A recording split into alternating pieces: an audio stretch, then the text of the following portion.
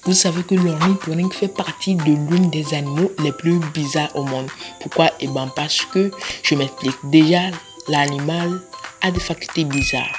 Cela est dû au fait qu'il a à la fois ovipare et mammifère. Si, il est d'une ordre appelée les Montremata. Donc, à cause de cette faculté rare de mammifère qui pond des œufs, comme je l'avais dit, c'est ça qui le rend bizarre. De quelle façon?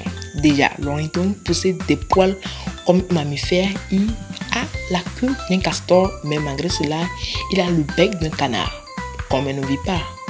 Ce n'est pas fini. Comme c'est un semi-mammifère ovipare, la femelle pond des œufs et est à l'aide grâce à la sécrétion d'un liquide blanc qui donc est le lait. Et elle donne ce lait assez petit grâce à la sudation de sa peau, vu qu'ils n'ont pas de mamelles.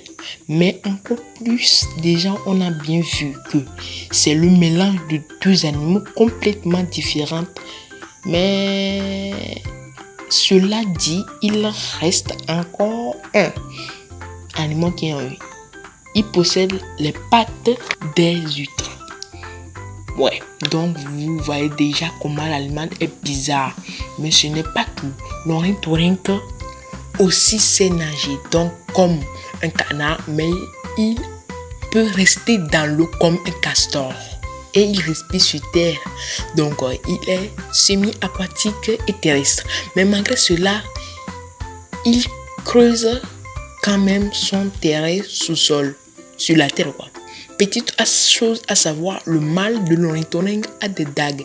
Il peut éjecter des poisons dans l'organisme de ses proies, ce qui fait un animal un peu risqué à approcher. Mais heureusement ou malheureusement pour certains, l'animal est juste d'origine d'Australie et de Tasmanie. Mais la nature nous étonnera toujours.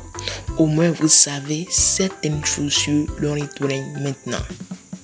Un petit truc à savoir, à part l'ornithorynque, il existe aussi d'autres monotremata comme les chenets à nez court, les chenets de Brundin, aussi les chenets de Sir David, etc. Et aussi l'ornithorynque ne respire pas dans l'eau. Je pense que ça, vous savez déjà.